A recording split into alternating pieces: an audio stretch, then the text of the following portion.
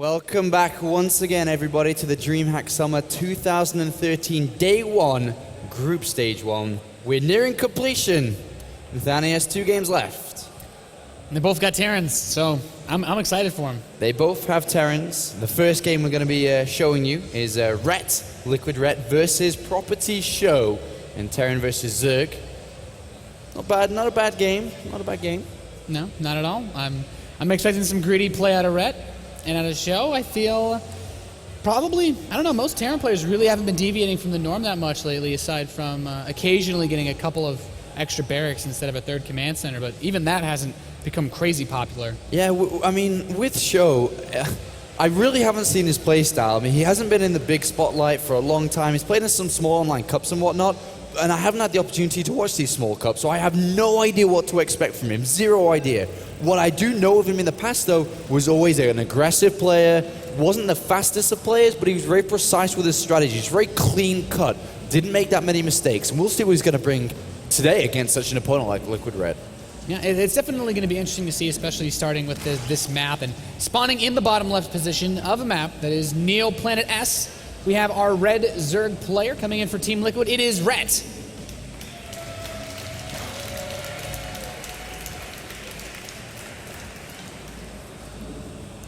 Getting his hands warmed up, spamming those keys. And spawning in the top right position as our blue Terran player coming in for Team Property, it is Sjow. He is a Swedish representative, of course, here today with a banana and a tissue or a piece of paper, I'm not sure which, in front of him. I haven't seen him in the pro circuit for quite a while now. He did take a bit of a hiatus from playing StarCraft and went back to playing poker, actually, and then returned roughly just before Heart the Swarm. And he's been playing StarCraft 2 since, but hasn't got back to quite the player we used to know him as. He used to be quite a devilish Terran, I'd like to say. Yeah, and I think that I feel with your sentiment that not really anything crazy notable in recent times, but already it looks like he's going to be going for barracks opening. Fast gas. Yeah, looks like standard Reaper. Yeah, this looks like Reaper play, most likely here, from 12-12, and pretty much it's going to be. But this basically describes Sjow's ability to play. Is that he always likes to be hands-on. I think was a very good way to describe him back in Wings of Liberty and how he used to play. Just loved to be aggressive, loved to be able to dictate how the game would go, how it would flow, rather than sit back. He never was like Cass. He was never like, you know, somebody who sits back and just macro. He likes to be aggressive. So, you know, a 3rd command center, even though standard for most Terrans, I wouldn't be surprised if we didn't even see that early in this game, or at least in, you know, throughout the series we didn't see it all the time. Yeah, and I do like that. Interesting to note, he's placed his barracks in such a fashion that he can quickly get an add-on after the Reaper is done if he wants to go straight for the reactor into an expansion. Pretty popular way to follow up the Reaper.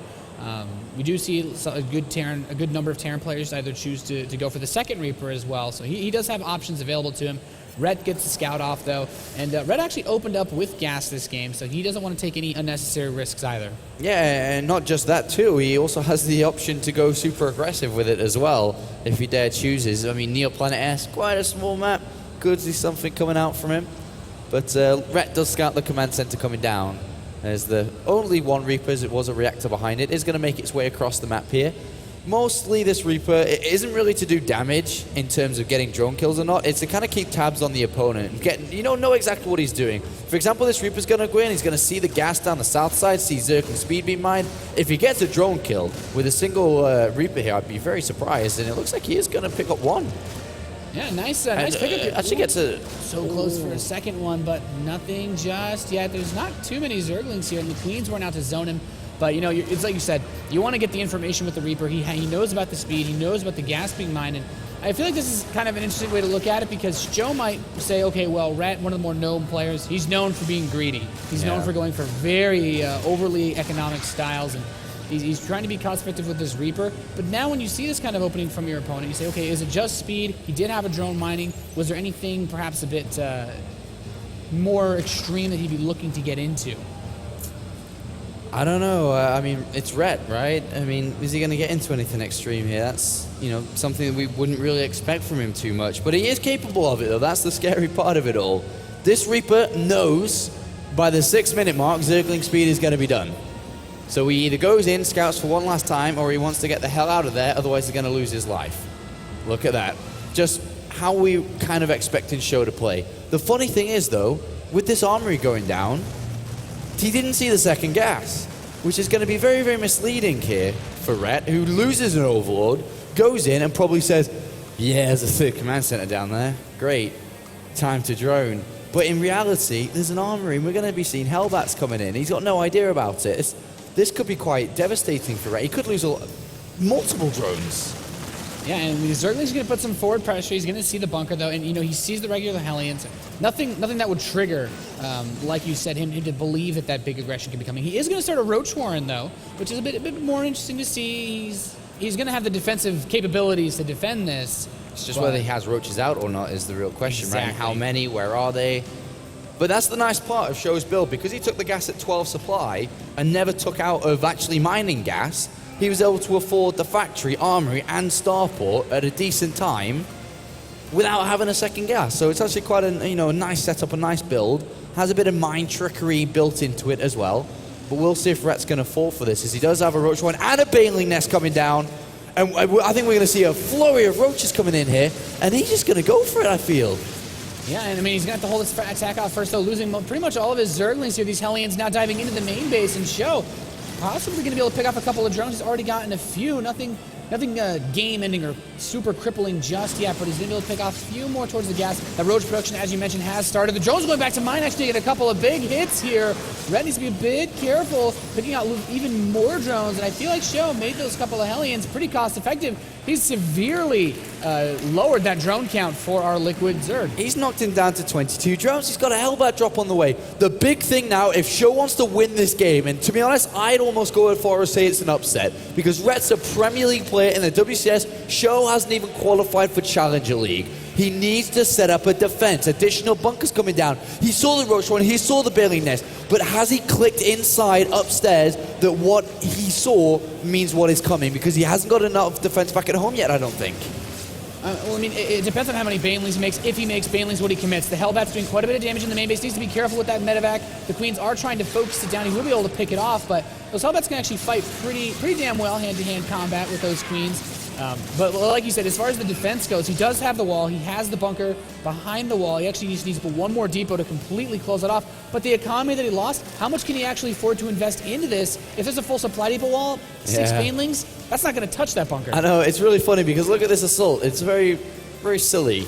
It's 6 Banelings and 6 roaches because he lost all his drones so early on. He hasn't got any money to actually reinforce it. So here comes a little bit of an attack. 3 depots do go down. The bunker still stands strong, and Sjow says, what was that? Brushes the dust off his shoulders and continues to land blows into the mineral lines of Rhett.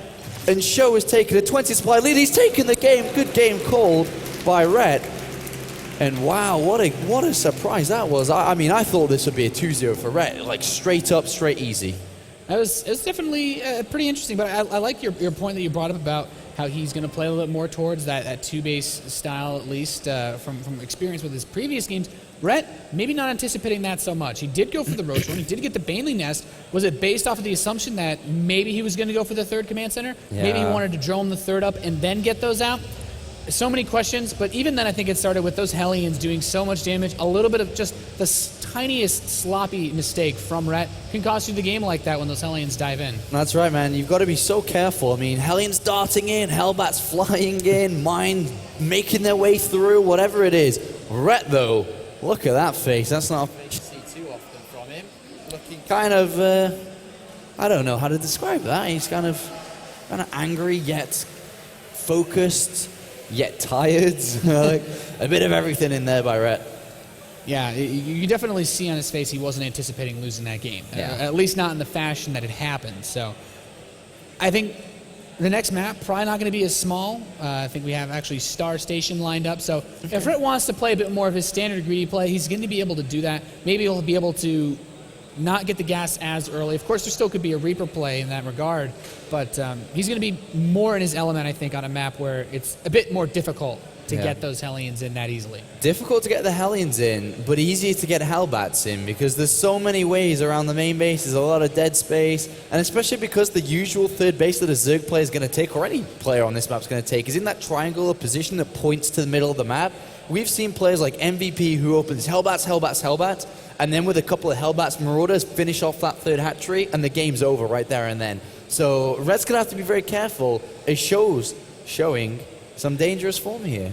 Like, really dangerous. And I like that he has, you kind of saw a methodical plan for the build. He had the Hellbats going. He made sure to get his wall set up in the back. The counterattack wasn't going to be able to do anything at all from the moment that he first sent the Hellbats out. He knew, okay, well, I'm going to be safe against anything because he's going to have to at least keep the Roaches or the Queens back to defend. And if he doesn't, I'll kill enough drones that he can't make enough to kill me anyway. And, well, that's pretty much what we saw in game number 1. That's what we saw. Will we see the repeat of that coming into game number 2 now as we do load into Star Station? As we'll see how this is going to go down. Yes, we will. And spawning in the top right position as our Red Zerg player, possibly not really anticipating how that first game would have went. It is our Liquid Zerg. It is Rhett.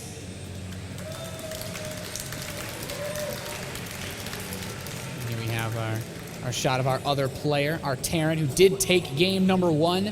Spawning in the bottom right position as our blue Terran. From Team Property, it is Sjow.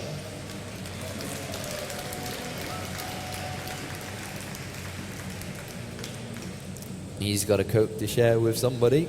Oh. Don't you wish you had someone to share a Coke with you, Apollo? Well, funny you say that. Funny you say that. There seemed to be a YouTube video that went online the other day when a nice little girl offered me a Coke.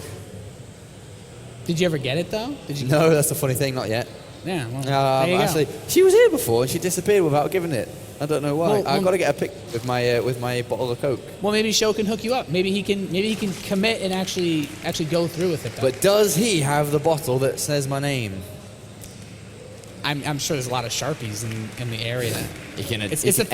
It's the thought that counts, and I think that kind of pattern of thinking is going to play a big part in this game as to whether or not Rhett can stay cool, or Sjow can even get a mental advantage just being a bit more pumped up. He might just play better this game, saying, hey, I actually probably not favored to win this match, but I took game number 1. I'm on a map where I can still kind of go for this greedy play. He's going to go for the fast command center, and I feel like this is a sign that he is definitely confident because this is a map where he could have easily opened Reapers. That's right, and Star Station's a great map for them too. Both of these players have opened up their group stage with an initial win, even though Sjow's was a walkover, if I'm not mistaken. The Zerg player from Sweden, Vicious Pony, a deadly name. I think because he's already got 0-3-0-6, and this is only the second game of the group stage, so I think he's got walkovers throughout the rest of the games. So Sjow had a walkover in game 1, but Rhett did beat his other opponent, Shadowlock from Sweden, a Terran player from Sweden. So both these players sitting at 1-0 apiece. If Rhett gets that free win, that's 2-0. So Rhett basically, if he wins this, he goes 3-0 and takes the group. Sjow, on the other hand, though, wins this, he's definitely making it through and challenges that first place from Rhett. And the seeding and of course play a much larger role as we move into the later group stages. So at the very least, you're playing for position, and that could also be another thing, that Rhett is pretty comfortable in the group right now. Might not be as concerned about the results of this match. He will of course want the better seeding, want to put on a good show, but well. All right, let me do this. Let me just rip off a couple of names that went first place. And then if you finish second place, because right now in this game there's nothing too much happening, if you finish second place, these are potential opponents tomorrow. Violet, Pig, Thorzane, Daishi, Arthur, Huck, Stardust, Daisy, Gummyho, Jadong, Sting, Sortov, Squirtle, Snoot. It doesn't stop. These players are incredible, and if you finish in second place, there's a very high chance that you're playing one of those. Do you want that? Do you want that? Well, I mean... No, is the answer. If you got a death wish. wish. No, you don't want to play them. Not yet. Not yet. Not in Group Stage 2. Maybe Group Stage 3. Not Group Stage 2. Yeah. I mean, it's a fair point. It's still pretty late, though, and I feel that at the very least, despite not maybe wanting to play against those guys, Sjow wants to make sure he's going to get out of this group. So I feel like mentally speaking, he sees this as a much bigger game than Rhett does, since he has not yet secured advancement out of this group. And I mean, as far as this game's going, though, Paulo, it looks like both players actually opening up pretty standard. We do have slightly earlier gas than you might expect from Rhett. Yeah, I mean, I'm actually looking at Sjow's build here. A bit of an old school, typical Sjow thing to do here. There's a couple of things he could do. The armory coming down kind of shows us what he's going to do, but I guess he could have gone for a Banshee, I was going to say. But with the armory coming down with the second gas, he's absolutely going for his Hellbat drops. Makes perfect sense for this map. And I would actually love the addition of Marauders behind this. As mentioned before, I think it's really good. But look at that. The Overlorders already spotted it. Very, very fast scout there by Rhett, and he even goes in again. He goes, seen it once, seen it twice, it's still there. Time to prepare. Ba-ba-bum-ba-bum. And when you know about that attack coming, that is so important. I think, interesting to note, though, going for the Starport before the armory, is this a situation where maybe because you have to wait to actually start the Hellbats, you're not going to, if you're not sure if you want to drop the Hellions, do you go for a fast Viking or something to be able to start clearing out the Overlord so that your drop isn't quite as easy to spot? Well, that's definitely an option. Absolutely is an option. But in this case, it is a Medivac coming across that's getting boosted right towards the main base of his opponent, and the Hellbats aren't even close. I mean, the Hellions, sorry. So the Hellions need to skedaddle over there, get in the Medivac if he wants to make this work, and get in the main base. And these Queens actually spot pretty much all of this, putting a little pressure at the front area of the creep. And Rhett's actually really pushing that creep this game. He's right on top of these creep tumors. They're going everywhere. Lair on the way. Baneling Nest, just getting all of his tech. And this is looking a bit more like standard Rhett. He is getting that Roach Warren, though. He is getting that Roach Warren, and a couple of Banelings here to defend. They're actually not too bad against the Hellbats. Actually quite good, in all honesty. But, looks like there's a couple of drones here on the third base. Sjow says, I'm going to tag these 1, 2, 3, 4, and they're all going to go. No, actually, they're just 3. Wait. Nope, 4. Gets 4. And this is not the end of this, as he drops in the main base too. But this is defended. I surely can't lose drones here.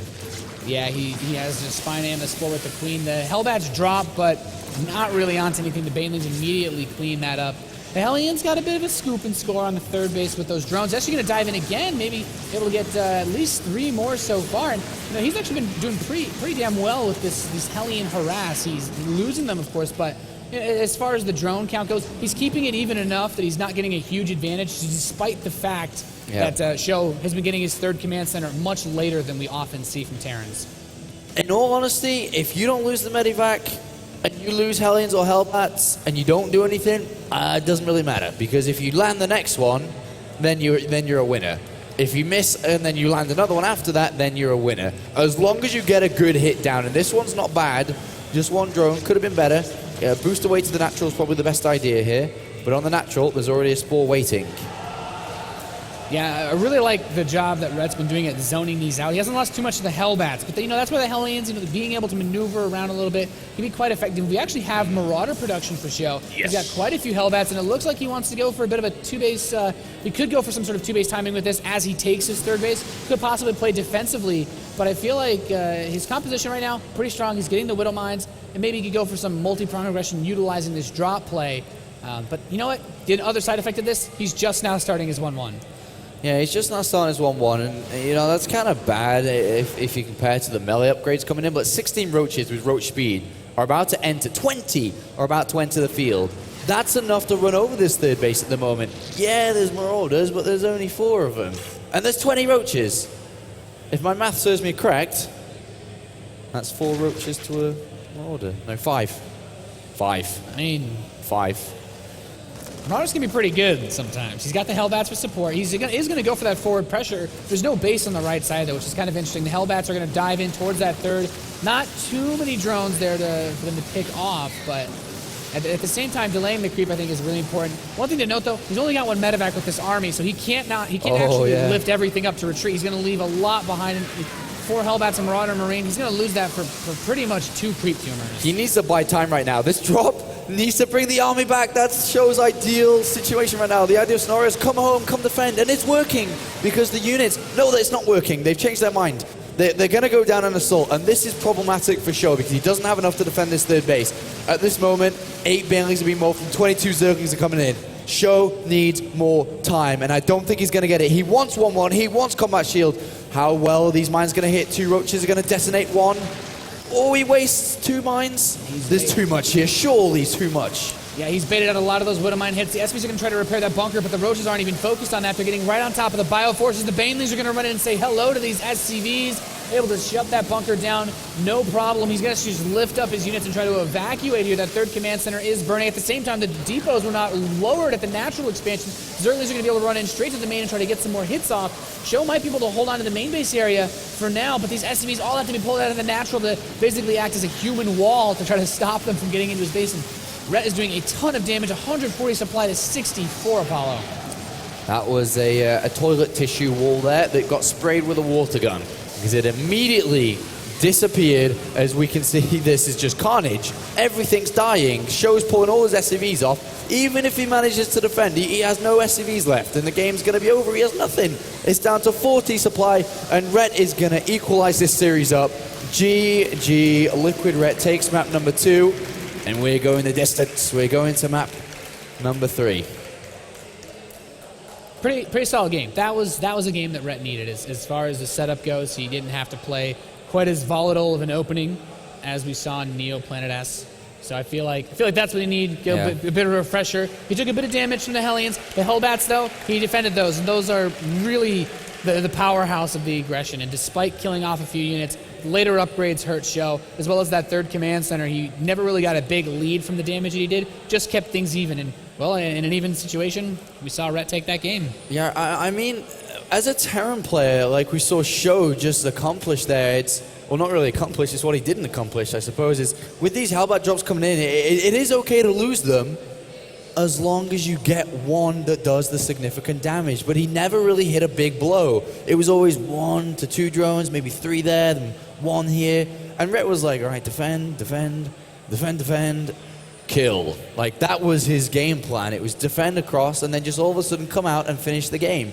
And unfortunately for Sjow, if he doesn't hinder his opponent's economy, like we saw in Neo Planet S, then, you know, that roach count doubles, it triples, it quadruples, it keeps on going up and up and up. And that's where, you know, we saw the biggest problem.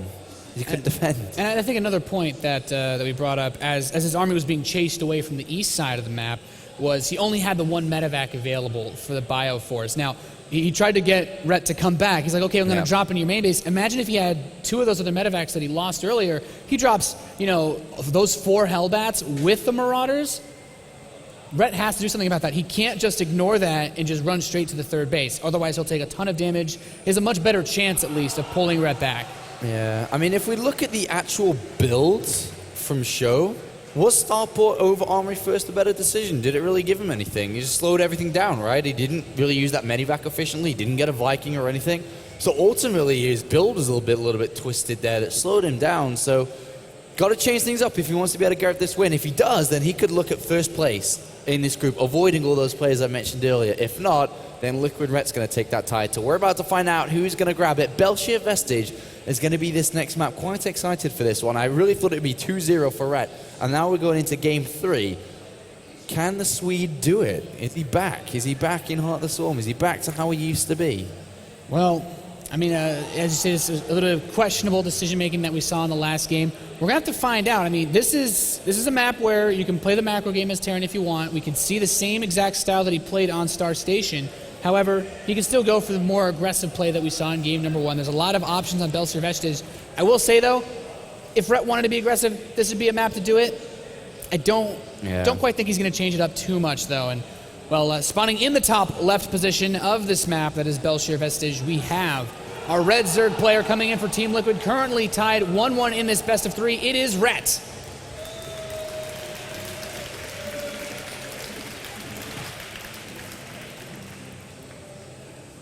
King of Drones. King of the Drones, and spawning in the bottom right position as his opponent, who took a pretty cheeky game number 1.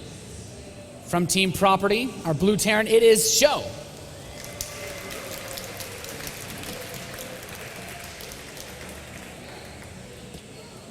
Well, let's find out if he can do it, Nathanius.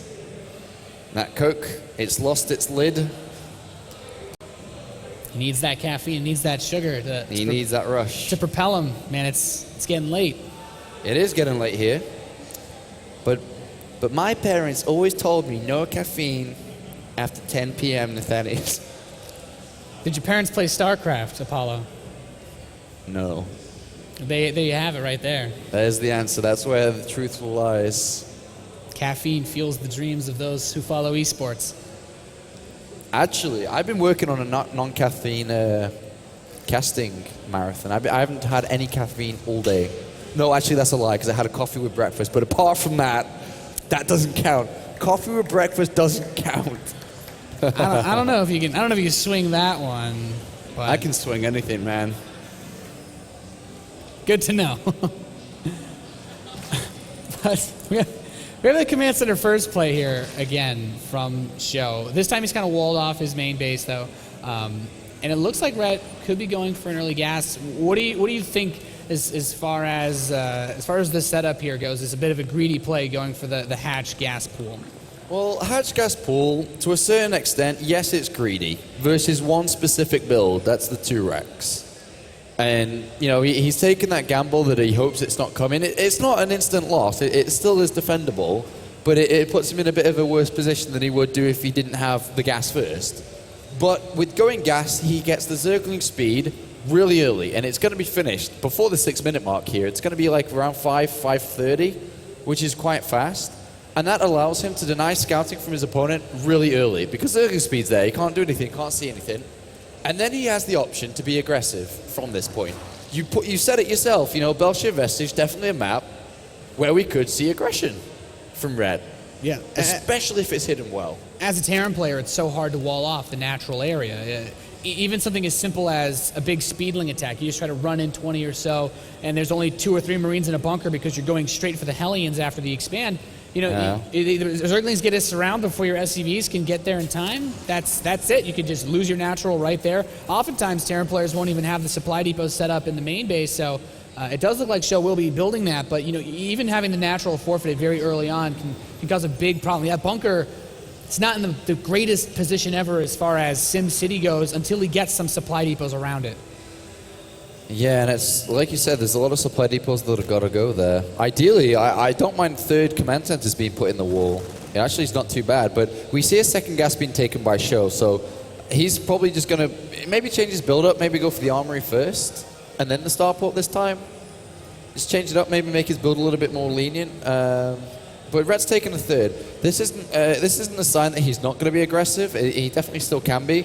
It really depends on when he gets back into gas. At this point is the ideal time, if you want to all in, is to get back into gas, like any second now, just before Zergling speed finishes. And that's when you can start to add on a 2nd gas and continue from here on out. But maybe he doesn't. Maybe he's not doing it. Maybe he's just going to play normal. It looks like he's just going to stay on drones. As I say that, he's actually going to start 4 Zerglings, 6. How many is he going to make is the real question. He did just start a bunch of drones. You have to wait for a couple of these injection cycles to wear off. And I feel like we would want to hit as soon as Zergling speed finished, though. If you were going to go for something like a speedling, a mass speedling attack. So, yeah, as I say, he's going to start a bunch more drones. 7 on the way. So Rhett is playing his King of Drone style. The fast speed, a little bit more of a defensive play. Just having to be able to be active on the map. And, you know, it's going to help him in terms of dealing with this. But, you know, interesting to mention, though, he did go for the starport before the armory again this game. Is he going to be able to make anything more happen than he was at the 2nd? Yeah, he actually needs to. Like, if you open up starport instead of the armory, then you have to. And he's getting in there. 1 drone's gone down. He's got 2 drones dead? Not the highest drone kills, but he's got that starport down, so that medevac's going to be making its way across. There's 2 Hellions in the middle. But again, I mean... Well, 2 Hellions isn't really what you want to deal with this. These I know, Zerglings are right? going to shove him back. You know, it takes 3 Hellion shots to kill a drone, especially since these Hellions are already weakened. He's going to have to bring them back to repair. Actually just loses 1. That 1 Hellion has like 5 hit points left, doing a little bit too much dancing around there. And, you know, he does have 2 extra Hellions that come out, but the harass is going to be a lot harder. He's going to be dropping 2 Hellions in with full health. One of them basically 1 shot away. But now we see the Hellbats come onto the field. Now we have additional medevacs coming. The 3rd command center going to be a little bit later again. He's building it straight at the 3rd, though. Double evolution chamber and roaches on the way for Rhett. How do you feel about holding this? He's actually missed this. Hold on, I'll talk about that in a second, but he's missed these 3 Hellions. He didn't spot them until very, very late here. Look at that, they get right past. Ooh, if he focuses around the right Hellion, it's just 1 hit away. Yeah, he's he still hasn't gotten the drones though, and that's a really big issue here because he can't advance too much. He can't take too many hits. He kind of needs to get the burst damage out there because taking a sustained fight when you already have one of your Hellions at so low health, boom, you're at 2. You have to wait for 2 full volleys to actually start killing drones. And another classic example of how this aggression is kind of stifled Sjow is he's getting the double engineering bay much later than his opponent's evolution chambers once again. Yeah, he definitely here. And with this late upgrades, I mean, he's going to have units out on the field faster because he's obviously got the barracks down earlier. So he could do some damage. Like, he doesn't necessarily need upgrades to do damage. He can get damage done before and maybe hurt his opponent strong enough and hard enough. But we'll see if that's going to happen here, as he is going to attempt a bit of an assault here with these medivacs. But I hope he does damage because we really haven't seen him. Unlike game number 1, just hasn't hit that same strike. And he's managed to get a couple of drones here so far, at least 4 it looks like. Nothing too crazy, but everything that he can get at this point he wants to take. He's down about 10 workers. You got to consider though he's Terran, he's got mules, so that's 4 SCVs worth of mineral mining per. And he's going to drop into the main base. There's roaches and a queen waiting with open arms. Not going to be able to do too much there. Rhett, he's kind of okay with losing a couple here and there as long as he doesn't lose that critical mass of drones. And the Hellbats are going to get in the natural expansion mineral line, but he immediately pulls the drones away. It looks about maybe 4 or 5 drones die. A lot of them are weakened, and we could see maybe the medevac come in from the 3rd base area, but that's just kind of sitting there chilling, and the drones are going to go back to the natural. He's delaying mining time, though, so not the worst trade since he is getting a couple of drones here and there. Spire is down here by Rhett, and we should be looking for a 4th base taken kind of soon from him. But Sjow did take that 3rd command center very early on location. Like, it's right there, nice and early. He's mining from it. He's got a 20 supply lead. He's got a decent amount of SCVs because he was a little bit greedy with that 3rd base going down. Still hasn't landed a killing strike, though. He's looking for a couple more attempts. Yeah, I think he's done a much better job this game of thinning out the Zerg. Yeah. As far as not overextending himself with the drops to the point where, a broach counterattack can win the game. So we do have the centrifugal hooks, that Spire that you mentioned, but one's about to complete for Sjow. That medevac drop in the Hellions barely had any health to begin with, so this shot won't be able to do too much. But Hellbats in the 3rd base actually starting to dig away at this drone count, much better than some of the previous drops. And he's actually cleaning up all the Zerglings that are being sent to clean this as well, kind of kiting back. He's letting the Hellbat with the most health take all of the hits, and the Queen having to focus on the medevac. Wasn't able to chip in too much there, so a nice extra bit of damage done. The worker count getting closer and closer. I mean, at this point, Sjow doesn't really need any more SCVs, 72. He's kind of approaching that very comfortable number for a Terran player, since you do have the mules to help fill that income hole. But I mean, this is kind of an interesting position to be in for Red. As you said, Sjow a little bit ahead in supply. Our Mutalisk's going to be what he needs to bring him back into this game.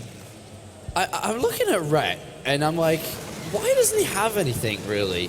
He spent so much money on Overlords, and he's still making them. He's been at, I don't know if any Zerg players, maybe some good Zerg players out there notice this as well, but he's been at 200 supply for ages, for no reason. And he keeps on building Overlords. It's kind of a habit, when you're playing StarCraft, is he like, all right, then, I'm going to build some drones, build some attacking units, get a couple of Overlords, build some drones, build some attacking units, build some Overlords. He keeps on making Overlords, and it's one of the main reasons why he just doesn't have anything. I mean, he's got a small amount of units, but nothing really powerful. And if you look at army supply difference, it's probably heavily in favor of Sjow at this point, as he makes a movement out here. And this can be dangerous for Rhett to deal with. I mean, look at the amount of Medivacs there, the Hellbats, the 1-1 upgrades, 2-2 coming in. A bit of a clear up of creep spread more so than anything there from Sjow. Yeah, and another interesting thing to note is when you're going for this bio Hellbat composition, it's very, in taking engagements, very straightforward. Not as much positional play required as the Widow Mine tactics. You kind of just throw the Marauders and the Hellbats in front, let them eat all the Banelings, and as long as you have your Marines behind the fight, with a pretty reasonable number of them, you can chew through so many of these units. The Mutalisk, though, going to dive into the main base, picking off a reactor. He's doing some nice harass, but this army, does he have an answer for it, Apollo? Widow Mines are actually now being mixed into this as well. Yeah, I mean, Rhett's gone up to 32 Overlords. That's more than enough than you need. That's 260 supply or something. But here comes an attack in for Rhett. And is he going to be able to do this? The Widow Mine get some good hits.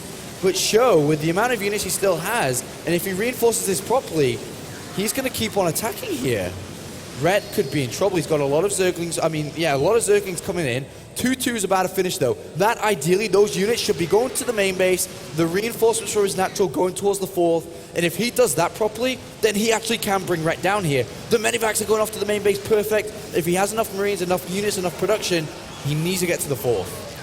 Maybe he's trying to add on additional barracks as well, realizing that it's one of the weaknesses of the going for the bio hellback composition is you don't have as much anti-air. But that double drop landing in the main base right now of Ret, he's going to try to put on some damage. There's a lot of Zerglings active on the field. The Mutalisks, of course, were out having that map presence as well. So with the 2-2 finishing up, he's going to be able to shoot through a decent number of these Zerglings. Medevac heal was a bit too much though. The real question, though, is he should have been able to spot the Hive starting from that position as well, from the drop. Yeah, he's got a lot of time before Ultralisk come in, and even if they do, he's already got quite a few Marauders, he's got a couple of Tech Labs down. So right now, all that Sjow needs to focus on is dropping the left side, attacking the right side. It's very simple on this map, what kind of technique you need to do. But all that thought, he needs to defend this. He's got 4 Marines. Oh, we could see quite a few SCV deaths here. Well, these Banelings managed to take that bunker out as well. A lot of SCVs clumped. The Marines are here to save the day, though, and not too many of them will fall. So solid defense here from Sjow. A couple of the Marines reinforcing, though, going to get caught outside the natural expansion. Those Zerglings are kind of going into like a bit of a dirt position. They weren't really doing too much between those supply depots. So Sjow, he's getting some good trades, and with that +3 on the way, the Hive's not even done yet. He's going to have a very nice window of opportunity with these upgrades. The Zerglings are going to get on top of these units, but that Hellbat in there mixing in so much extra damage versus the Zerglings. The Mutalisks getting a bit of damage though on these Medevacs. Red's taking as much as he can, but Sjow, he's holding strong. Yeah, man, the Marines are going drrrr, like shooting down all those Zerglings just like that. You see how many died immediately because of the +2 attack, and all of a sudden now, Sjow has a really good advantage. He's got another drop in the main. He's got his main army on the right-hand side. He's doing what he needs to do. The Planetary Fortress is established. 11 Marines at a time. 3-3 on the way. I think Sjow can win this game. I actually believe he can do it now. He's at a great advantageous position, and if he breaks that hatchery, he wins the game.